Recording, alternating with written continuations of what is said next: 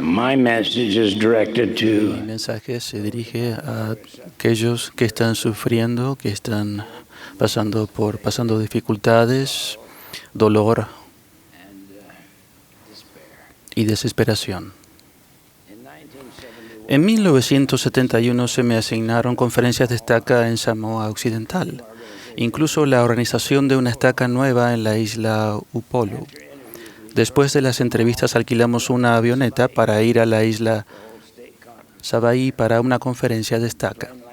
La avioneta aterrizó en un campo en Fa'ala y debía regresar a la tarde siguiente para llevarnos a la isla Upolu. El día que debíamos regresar de Savaii llovió. Sabiendo que la avioneta no podía aterrizar en un campo mojado, manejamos hasta el extremo oeste de la isla, donde había una pista rudimentaria encima de una franja de coral. Esperamos hasta el anochecer, pero la avioneta no llegó. Finalmente supimos por radio que había una tormenta y que la avioneta no podía despegar. Entonces avisamos que iríamos por bote. Alguien nos recibiría en Mulifanua. Al salir del puerto de Savaii, el capitán del bote de 12 metros preguntó al presidente de misión si tenía una linterna. Afortunadamente tenía una y se la regaló al capitán. Cruzamos los 21 kilómetros hasta la isla Upolu sobre un mar muy picado. Ninguno sabía que una feroz tormenta tropical había azotado la isla y nos dirigíamos directamente hacia ella. Para llegar al puerto de Mulifanua, había un paso angosto junto al arrecife que debíamos atravesar. Una luz en el cerro arriba de la playa y una segunda luz más abajo marcaban el estrecho paso.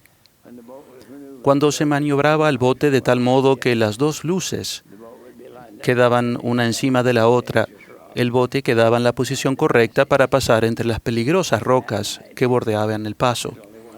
Pero esa noche había una sola luz. En el embarcadero nos esperaban 2 élderes, pero habíamos tardado mucho más de lo esperado. Tras esperar horas buscando señales de nuestro bote, los élderes se cansaron y se durmieron, y olvidaron encender la segunda luz, la luz de abajo. Como resultado, no quedaba claro el paso a través del arrecife. El capitán maniobró el bote lo mejor que pudo hacia la luz de arriba en la costa, mientras un tripulante buscaba las rocas por delante, sobre la proa, con la linterna prestada. Oíamos las grandes olas que rompían en el arrecife. Cuando nos acercamos lo suficiente para verlas con la linterna, el capitán gritó que fuéramos en reversa para volver a buscar el paso. Tras muchos intentos se dio cuenta de que sería imposible encontrar el paso. Lo único que podíamos hacer era llegar al puerto de Apia a 64 kilómetros de distancia. Nos sentíamos indefensos ante el feroz poder de los elementos. No recuerdo haber estado donde estaba tan oscuro. A pesar de que el bote iba a toda marcha, a la primera hora no avanzamos nada. El bote apenas lograba subir una gran ola y luego hacía una pausa exhausto, con las hélices momentáneamente fuera del agua. La vibración de las hélices sacudía al bote tanto que casi lo desintegraba antes de bajar resbalando por el otro lado. Yacíamos con los brazos y las piernas extendidos sobre la cubierta de la bodega de carga, aferrándonos con las manos de un lado y haciendo presión con los dedos de los pies sobre el otro para evitar caer al mar. El hermano Mark Littleford se soltó y cayó contra la baja borda de hierro. Se cortó la cabeza, pero la borda impidió que cayera al mar. Finalmente avanzamos y ya casi al amanecer arribamos al puerto de Apia. El muelle estaba atascado de barcos amarrados unos a otros para protegerlos. Caminamos sobre ellos a gatas, intentando no molestar a los que dormían en la cubierta, y nos dirigimos a Pesega. Secamos nuestra ropa y nos encaminamos a Baal Yatua para organizar la nueva estaca. No supe quién nos había estado esperando en Mulifanua. No quise que me informaran realmente, pero es verdad que sin esa luz de abajo, todos podíamos haber muerto. En el himnario hay un himno muy antiguo que se canta muy poco y que tiene significado especial para mí. Brillan rayos de clemencia del gran faro del Señor, y sus atalayas somos, alumbrando con amor. Reflejemos los destellos por las olas de la mar. Al errante marinero, ayudemos a salvar. Tenebrosa es la noche, rugen olas de furor, y con ansia todos buscan ese faro protector. Ajustemos las linternas, los perdidos las verán. Un asilo de las olas, nuestras luces mostrarán. Me dirijo hoy a los que pueden estar perdidos y estén buscando esa luz de abajo para que les guíe de regreso. Desde el principio entendimos que en la vida mortal no seríamos perfectos. No se esperaba que viviéramos sin transgredir una u otra ley, porque el hombre natural es enemigo de Dios, y lo ha sido desde la caída de Adán, y lo será para siempre jamás, a menos que se someta al influjo del Santo Espíritu y se despoje del hombre natural, y se haga santo por la expiación de Cristo el Señor. De la perla de gran precio entendemos que ninguna cosa inmunda puede morar en el reino de Dios. Por eso se brindó un medio para que todos los que pequen se arrepientan y una vez más sean dignos de la presencia de nuestro Padre Celestial. Se escogió a un mediador, a un redentor, uno que viviría su vida perfectamente, no cometería ningún pecado y se ofrecería a sí mismo en sacrificio por el pecado, para satisfacer las demandas de la ley por todos los de corazón quebrantado y de espíritu contrito. Y por nadie más se pueden satisfacer las demandas de la ley. Respecto a la importancia de la expiación, en Alma aprendemos, porque es necesario que se realice una expiación, o de lo contrario, todo el género humano inevitablemente debe perecer. Si no han cometido ningún error, no necesitan la expiación. Si han cometido errores, y todos los hemos cometido, ya sean pequeños o graves, entonces tienen una gran necesidad de averiguar cómo se pueden borrar para que ustedes ya no estén en la oscuridad. Jesucristo es la luz y la vida del mundo. Al fijar nuestra mirada firmemente en Él y en sus enseñanzas, seremos guiados al puerto de la seguridad espiritual.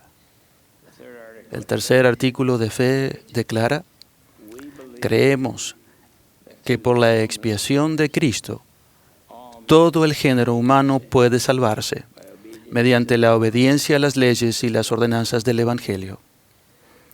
El presidente Joseph F. Smith enseñó: los hombres no pueden perdonarse sus propios pecados, no pueden limpiarse de las consecuencias de sus pecados. Pueden dejar de pecar y pueden actuar rectamente en el futuro, y a tal punto que sus hechos sean aceptables ante el Señor, llegan a ser dignos de consideración. Pero, ¿quién reparará los agravios que se hayan ocasionado a sí mismos y a otras personas, los cuales parece imposible que ellos mismos reparen? Mediante la expiación de Jesucristo, serán lavados los pecados de aquel que se arrepienta, y aunque fueren rojos como el carmesí, vendrán a ser como blanca lana. Esa es la promesa que se les ha hecho. No sabemos exactamente cómo el Señor logró la expiación, pero sí sabemos que la cruel tortura de la crucifixión fue solo una parte del terrible dolor que comenzó en Getsemaní, aquel sagrado lugar de sufrimiento, y se completó en Gólgota.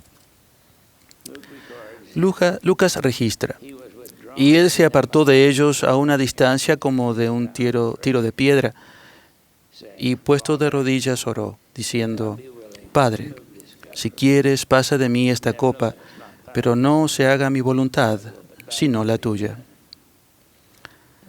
Entonces se le apareció un ángel del cielo para fortalecerle, y estando en agonía, oraba más intensamente, y era su sudor como grandes gotas de sangre que caían a tierra. Hasta donde yo sé, hay un solo relato en palabras del Salvador mismo que describe lo que Él sufrió en el jardín de Getsemaní. En la Revelación se registra: porque he aquí, yo Dios, he padecido estas cosas por todos, para que no padezcan si se arrepienten. Mas si no se arrepienten, tendrán que padecer así como yo. Padecimiento que hizo que yo, Dios, el mayor de todos, temblara a causa del dolor y sangrara por cada poro. En el transcurso de su vida, quizás hayan ido a lugares donde nunca debieron ir y hecho cosas que nunca debieron hacer. Si se apartan del pecado, un día podrán conocer la paz que se recibe al seguir el sendero del arrepentimiento completo. No importa cuáles hayan sido nuestras transgresiones, ni en cuánto hayamos lastimado a otras personas, toda esa culpa se puede eliminar.